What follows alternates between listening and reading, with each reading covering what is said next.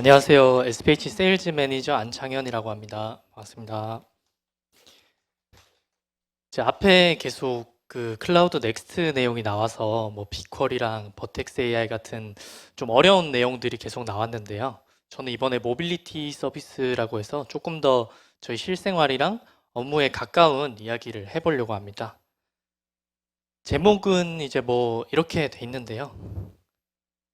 부제는 이제 최소한의 비용과 리소스 투입으로 모빌리티 서비스를 구축하는 방법입니다. 최소한의 비용과 리소스 투입. 기업의 관리자분들이 제일 좋아하시는 단어가 아닐까 싶은데요. 그러면은 여러분들은 모빌리티라는 단어를 보면은 어떤 게 떠오르시나요? 모빌리티 하면 떠오르는 단어 아무거나 하나나 말씀해 주시면 선물 드리겠습니다. 하나만 말씀해 주세요. 택시요. 감사합니다.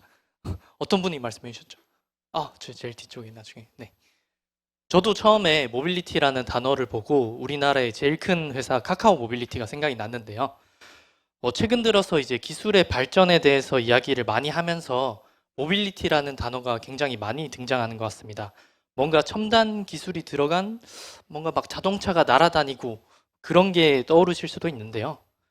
우선 모빌리티의 사전적 정의를 찾아보면 자유롭게 혹은 쉽게 움직일 수 있는 능력이라고 나와 있습니다. 그러면은 우리가 수익을 창출하고자 하는 기업의 입장에서 이 자유롭게 움직일 수 있는 능력은 무엇을 의미할까요? 첫 번째는 사람의 이동입니다. 이동 자체가 서비스가 되는 택시, 버스, 비행기와 같은 교통수단, 그리고 뭐 최근에 많이 보이는 쏘카 같은 차량 공유 서비스라든지 길거리에 있는 공유 킥보드 같은 것도 모두 여기에 속합니다. 두 번째는 물건의 이동입니다. 컨테이너나 중장비를 이동시키는 물류, 그리고 필요한 물건을 집으로 배송해주는 택배, 아니면 배달의 민족 같은 음식 배달 같은 경우도 여기에 속합니다. 마지막은 서비스 이동입니다. AS 기사가 집으로 와서 방문 수리를 해준다든지 아니면 집에 있는 세탁물을 가져가서 세탁을 해주고 다시 갖다 주는 구독형 서비스 같은 것도 모두 여기에 속합니다. 이제 우리는 언제 어디서든 컴퓨터나 스마트폰을 가지고 이런 사람이나 물건이나 서비스의 이동을 모두 이용할 수 있습니다. 옛날에는 상상도 할 수 없던 방식의 서비스를 가능하게 하고 이동의 가치를 부여해 주는 것은 바로 위치 데이터의 실시간 통신입니다. 그럼 다시 모빌리티로 돌아와서 저는 오늘 모빌리티를 이렇게 정의하고 싶습니다.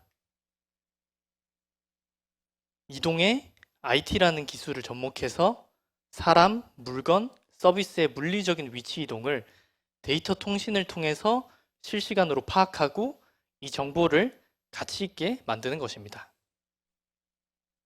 모두가 잘 아시다시피 구글은 가장 높은 퀄리티의 가장 많은 위치 데이터를 보유하고 있습니다. 기존 구글 맵스 플랫폼의 Maps, Routes, Place, 그리고 새롭게 출시된 Environment API를 통해서 고객이 직접 원하는 서비스를 구현할 수 있습니다. 여기에다가 모빌리티 고객만을 위한 특수한 기능들을 추가해서 총 30개가 넘는 API들과 SDK를 지원하는 모빌리티 패키지라는 제품을 출시했습니다. 구글의 데이터를 기반으로 고객들은 대규모의 개발 프로젝트 없이도 간단하게 API를 호출하는 것만으로도 수준 높은 서비스를 구현할 수 있습니다. 이제 모빌리티 패키지의 요금제라고 나와 있는 구성인데요. 가장 왼쪽에 있는 Pay as you go API라는 것들이 기존에 존재하는 Maps, Routes, Place API를 의미하고요. 오른쪽에 있는 이 Activate, Optimize, Accelerate 이 세 가지가 모빌리티 패키지의 요금제인데 현재 모빌리티 패키지라는 것은 별도의 접근 권한이 있어야 접근을 할 수 있습니다. 이렇게 세 가지 요금제로 구성되어 있는데 밑에 보시면은 액티베이트 같은 경우는 가장 낮은 제품인데 기존에 공개된 API들에 더불어서 라우트 API랑 가장 핵심적인 기능인 내비게이션 SDK를 사용할 수 있고요. 그리고 더 높은 옵티마이즈는 거기에 더불어서 속도 제한 값들을 사용할 수 있고 엑셀러레이트는 최종적으로 가장 많은 범위를 이용할 수 있습니다. 이런 각각의 API들과 요구 문제나 청구 방식에 대해서는 뒤에서 계속해서 말씀드리겠습니다. 저희가 보통 코어 API라고 부르는 기존 이제 Maps, Routes, Place API에 더불어서 모빌리티 서비스를 위한 기능들을 추가해서 만들어진 이 모빌리티 패키지는 주로 차량 공유, 주문형 배달, 물류 배송, 방문 서비스 같은 사용 사례를 위해 만들어졌습니다. 지금부터 모빌리티 패키지의 구성과 지원하는 기능에 대해서 대표적인 사용 사례들을 기준으로 각 단계별로 간단하게 살펴보겠습니다. 첫 번째는 주소 검색과 도착지 결정입니다. 주소 검색 과정에서 사용되는 오토컴플릿 API인데요. 사용자가 주소를 입력할 때 비즈니스로 등록된 상호 또는 POI라고 불리는 지역의 대표적인 장소들을 제안해서 원하는 것을 정확히 찾을 수 있도록 드롭박스 형식으로 지원을 해줍니다. 이 기능은 일반 구글 맵스에서도 지원되는 기능이기 때문에 모두들 잘 아실 거라고 생각됩니다. 그 다음은 Address Validation API라고 하는 주소 유효성 검사입니다. 주소에서 빠져 있거나 확인되지 않은 요소들을 식별하고 자동으로 수정한 결과를 제시해 주는데요. 문자열을 작은 요소로 분리해서 자동으로 형식에 맞게 변경하고 검증해서 또 부족한 정보는 자동으로 채워줍니다. 그 다음은 지오코딩 API입니다. 주소를 좌표로 변환하고 또 역으로 좌표를 주소로 변환해주는 API인데요. 가장 정확하고 많은 주소 정보를 가지고 있는 구글의 가장 강력한 API들 중에 하나입니다. 이제 이런 도착지 결정 과정을 구조를 살펴보시면은 최초에 이제 주소를 검색할 때 오토컴플릿 API를 통해서 지원을 받고 이렇게 입력된 API들을 입력된 주소를 Address Validation API가 이게 유효한 주소인지 올바르게 입력됐는지를 검증합니다. 만약에 유효하지 않다고 판단이 되면은 자동으로 생성된 주소 정보와 함께 에러 메시지를 전달해서 제대로 입력해달라고 전달을 하게 되고요. 만약에 유효하다고 판단이 되면은 이제 지오 코딩을 통해서 이 주소를 좌표로 변경해서 지도 위에 바로 표시를 한다든지, 만약에 이게 온라인 결제 서비스라고 한다면은 온라인 결제 창으로 넘어가겠죠. 아니면 물류 시스템 같은 경우에는 다음 작업을 위한 DB로 넘어가게 됩니다. 그 다음 단계는 경로를 계획하고 배차하는 단계입니다. 이제 기존의 Directions API라고 경로 기능을 지원해주는 API가 있었는데요. 최근에 그거보다 많이 성능이 개선된 Route API가 출시되었습니다.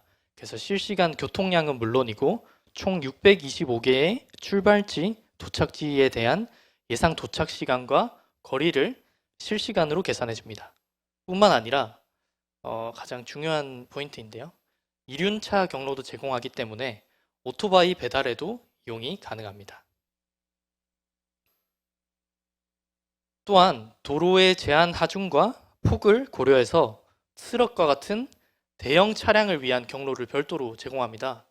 이제 트럭 같은 경우에는 엄청나게 무거운 짐들을 싣고 가기 때문에 일반 도로는 통과할 수 없는 이제 제한사항이 발생할 수 있는데요.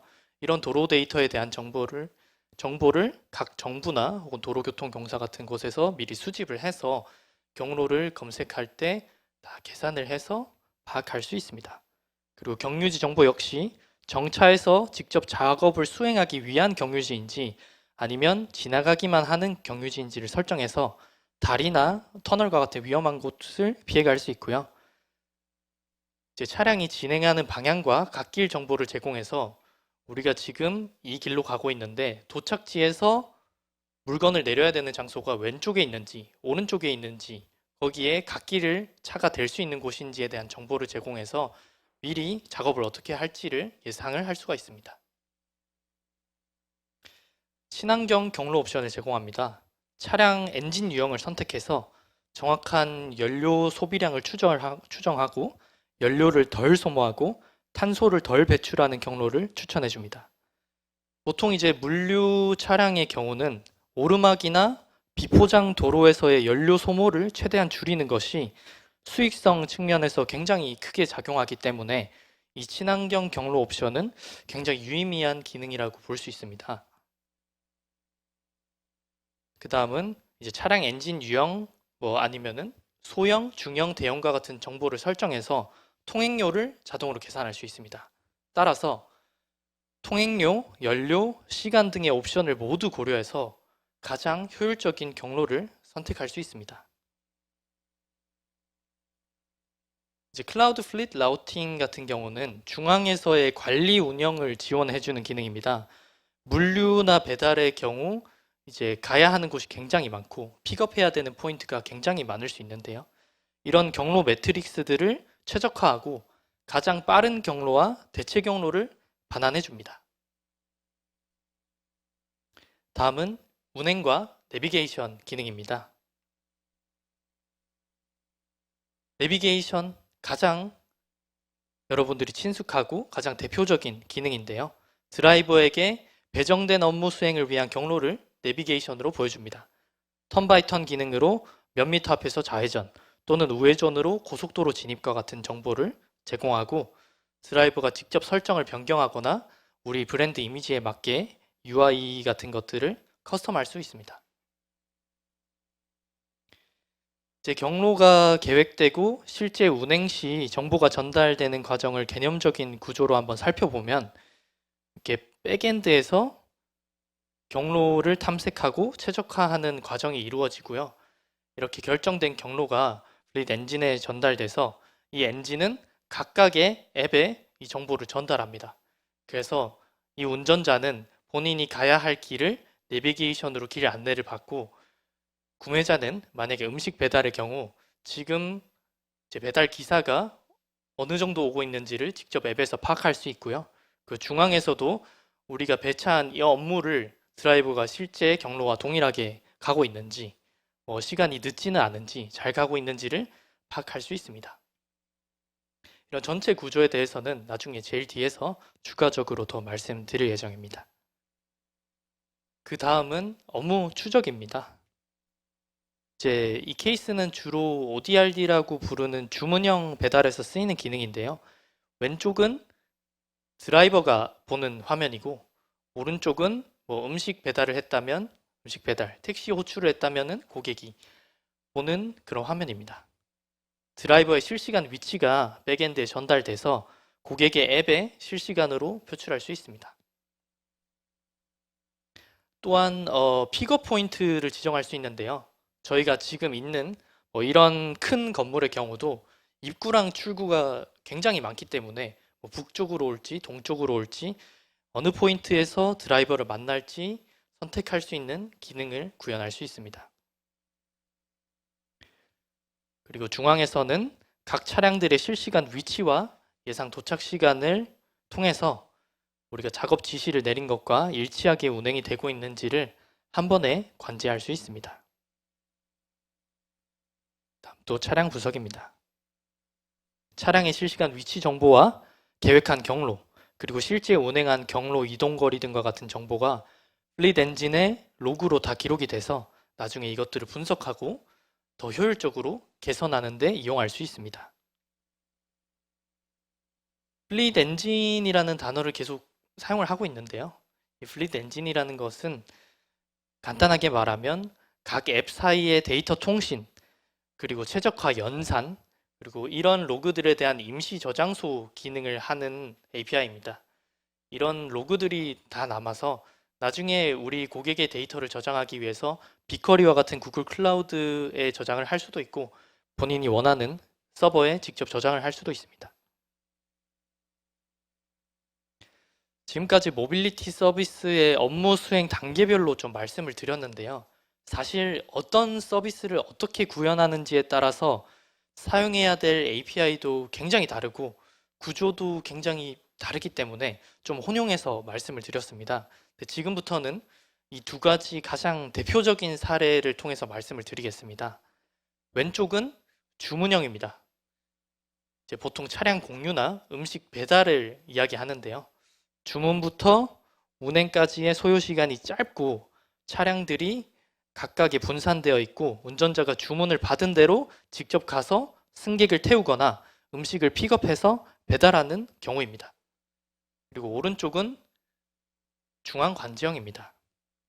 물류나 화물과 같이 주문부터 작업 이행 기간이 굉장히 긴 시간이 소요되고 미리 정해진 차고지에서 시작되는 배송 또는 작업을 이야기합니다. 먼저 이제 주문형 방식부터 구조를 좀 전체적으로 설명을 드릴 건데요. 먼저 이제 모빌리티 패키지에서 가장 핵심적인 기능이라고 이야기할 수 있는 세 가지 기능에 대해서 먼저 말씀드리겠습니다. 드라이버 SDK부터 말씀드리겠습니다. 드라이버 SDK의 가장 핵심적인 기능은 차량의 이 운전자의 실시간 위치를 이 플릿 엔진이라는 중앙 관제소에 보고하는 것이 가장 중요한 기능입니다. 그리고 컨슈머 SDK라는 것은 이렇게 중앙에 보고된 데이터를 고객이 볼 수 있도록 그 데이터를 받아보는 것이 중요한 역할입니다.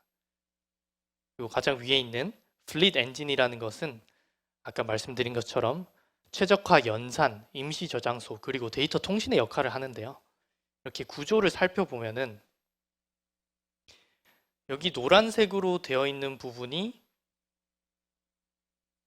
제가 이제 사례를 말씀드릴 건데 보통 택시 호출의 사례를 들어서 말씀을 드리겠습니다. 우리에게 가장 익숙한 카카오 택시를 예를 들어서 말씀을 드릴게요. 여기 노란색으로 나와 있는 부분들이 우리가 주로 이용하는 카카오 택시의 앱이라고 생각해 주시면 되고요. 이 파란색으로 되어 있는 부분은 우리 눈에 보이지 않는 이 구글의 API 기능이라고 생각해 주시면 됩니다. 그럼 구조를 생각해 보면 저희는 제일 처음에 택시를 호출하기 위해서 카카오 택시 앱을 실행을 하겠죠. 그럼 카카오 택시에 우리가 지금 현재 있는 위치에 대한 지도랑 주소에 대한 정보들이 나올 것입니다. 그럼 그 과정에서 이 백단에 있는 컨슈머 애플리케이션에서 기존의 맵스나 라우트 플레이스 같은 API들을 호출해서 그런 정보를 소비자에게 화면에 띄워주겠죠.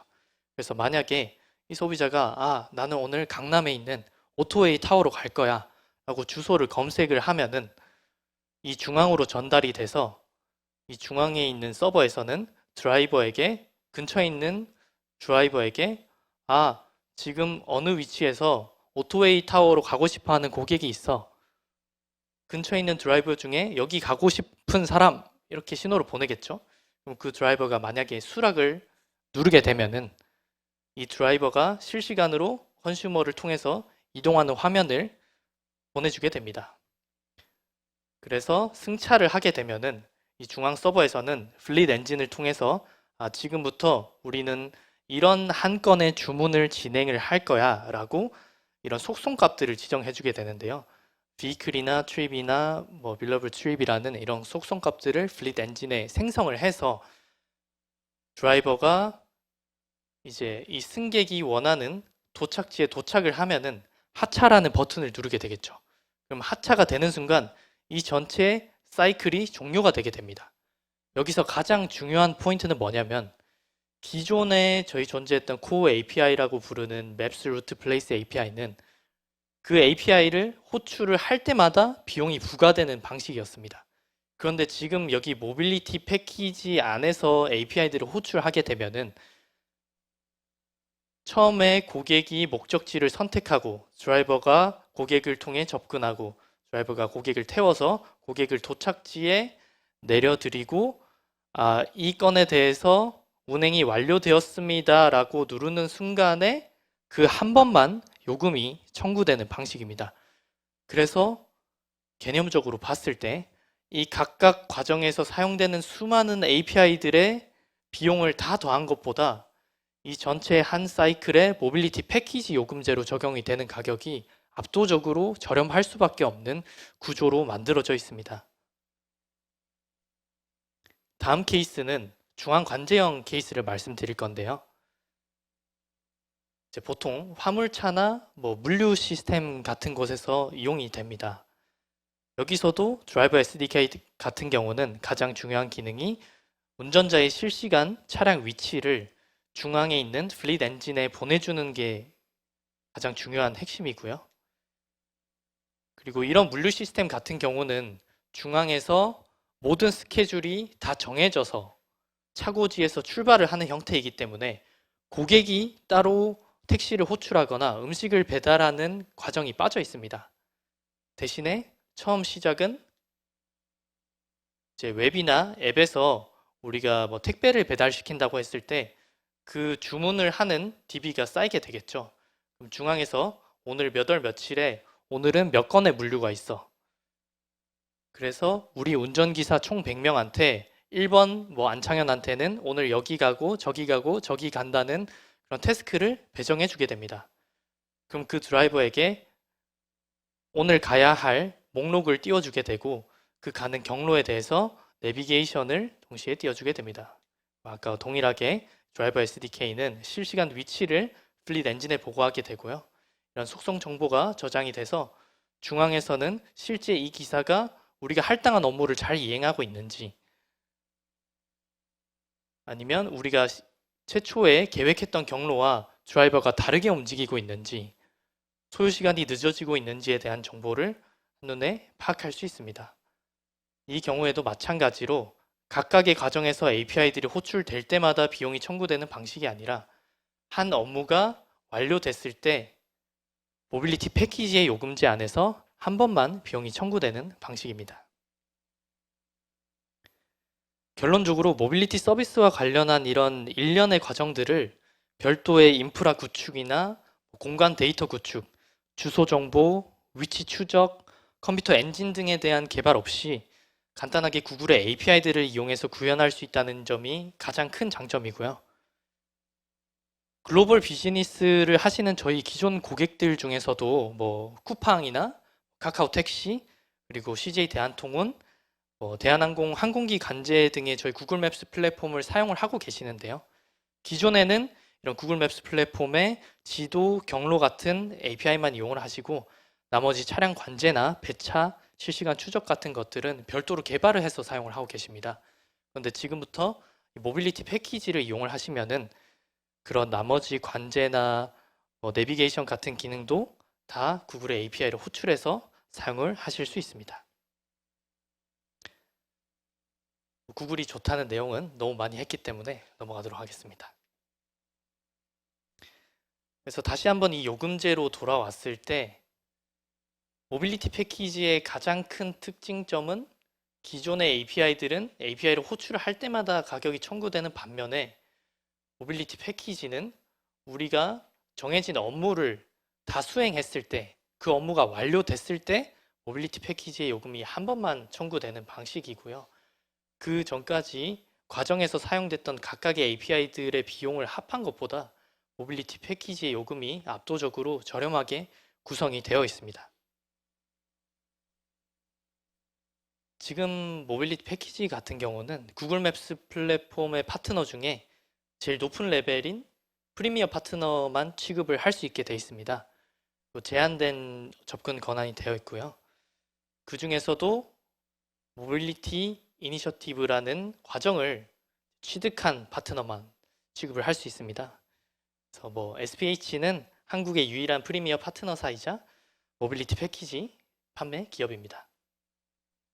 마지막으로 다시 최소한의 비용과 리소스 투입으로 모빌리티 서비스를 구축해 보시기 바랍니다. 감사합니다.